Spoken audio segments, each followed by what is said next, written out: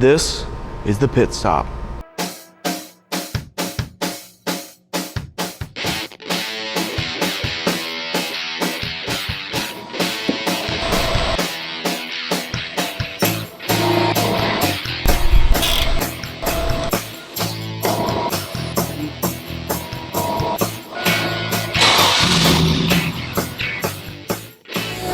Hi, I'm Tom Pitt. For the past 10 years, I've fixed more cars than Trump's got buildings. And the only thing I like more than fixing cars is teaching others how to fix cars. So today, in this episode, we're gonna have some of my students show you how to change oil. We'll have Chase Lucas and Christian Yates guiding you on how to change the oil on a 92 Ford Bronco. Hi there, I'm Chase, and this is my partner Christian, and today we're gonna talk about the importance of oil. First off, you gotta start by checking your oil, which starts with a dipstick that's usually located either on the driver's side of the engine, usually either towards the back or front. It's gonna come out looking like a long, almost like the end of a fishing pole. So you're gonna wipe it, and then you're gonna put it back in the slot you pulled it from.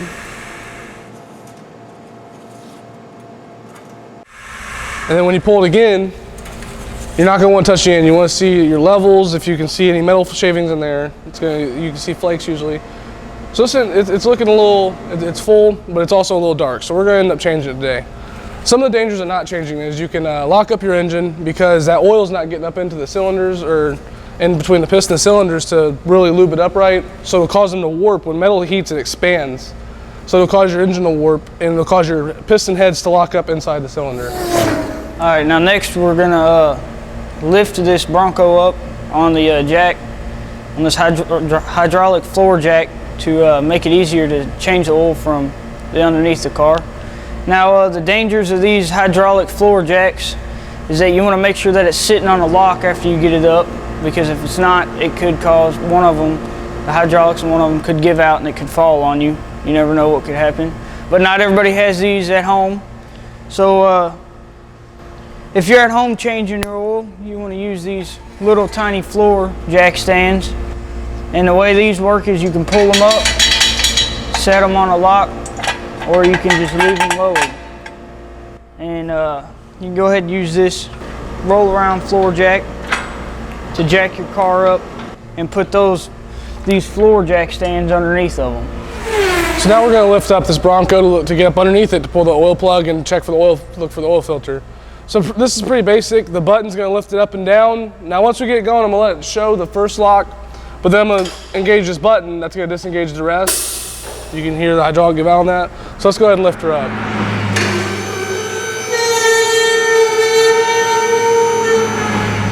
All right, now that we have her up in the air, you can see how we have this middle section cut out, so it's easy to get up underneath. So we can locate the oil plug, and my partner Christian can locate the oil filter. So we're gonna get up underneath this now and find the oil plug, pull it, and let that oil drain out. So generally, you're gonna find the low, it looks just like a bolt hanging down off the bottom. This is gonna be your oil pan. So you're gonna take the right size wrench, careful, make sure it's the right size so you don't strip it out. This is why one socket. So you're gonna be careful while you're doing this because the oil may still be hot from running of the car. So generally you want to keep your hands back a little bit. You're going to want a rag handy just in case you do get it on your hands. So once you pull this out, generally you're going to have a heavy flow of oil.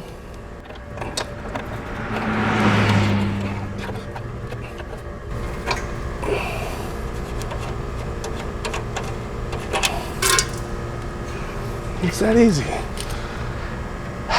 Luckily this time the oil wasn't too hot. It's been sitting for a while, but you can see it's still a healthy brown color, as you can see on my hand.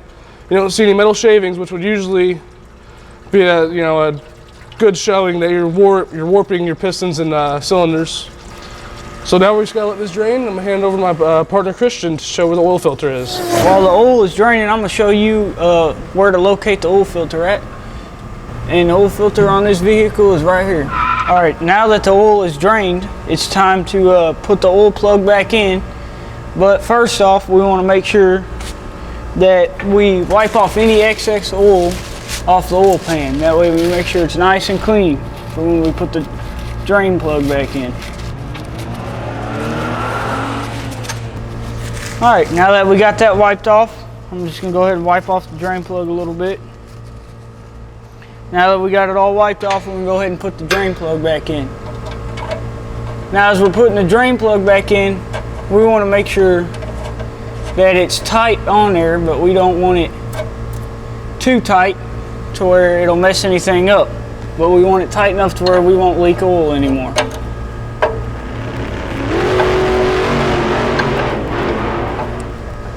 All right, now that we're in the final stages of tightening it, we don't want to get it to where it's too tight to where we strip the edges off this bolt. Now that we got it back on there, we're gonna go ahead and wipe it off once more, because as we was putting it on there, a little bit of oil started coming out again. All right, now we have successfully reinstalled the drain plug. All right, so now it's time to let the Bronco down so we can look at the oil filter and change it. Every time you go to change the oil, you need to change the oil filter. It's kind of not like a one-on-one thing. But the way these lifts work is once you set it on a lock, you can't just lower it from the lock. You got to lift it up off the locks to drop it back down. So that's what we're about to do.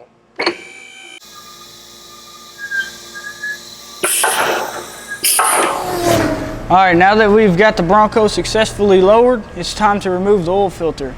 Now we're gonna use this light right here to light up the area where the oil filter's at down here. That way it makes it easier to get to. Now most oil filters come off by hand, but if some don't, they got this tool called the oil filter wrench, and you just place it on here like so, and as you twist, it'll tighten. Usually they're placed a little awkwardly, and this is what we're looking at right now, except it's a white version.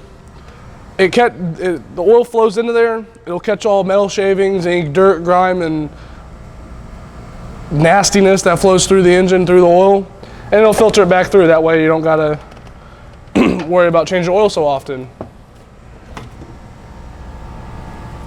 So there's our old oil filter. And you can see it's done its job pretty well. And one thing you want to look for is make sure this gasket right here didn't get stuck to the engine itself.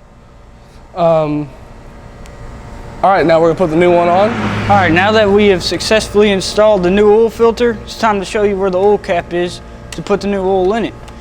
So the oil cap is normally where the oil dipstick is gonna be, which is right here. Now, you wanna take that off and use a funnel to make sure that you don't spill the oil anywhere and make sure that it all goes down in there. Now this truck right here takes 5 quarts of oil, which is the oil that we got right here. So Chase now is going to pour the oil.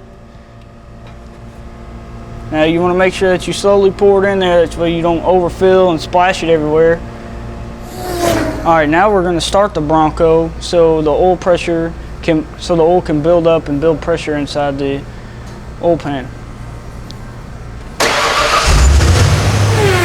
Now with the engine off, we're gonna check the dipstick again. So we are good on oil now. Now we're gonna start the vehicle again and check for any leaks.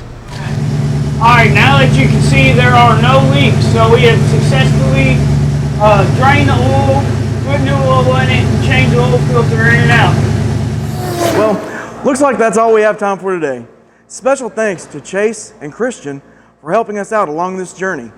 Until next time, this is Tom Pitt reminding you to keep it between the lines and the shiny side up.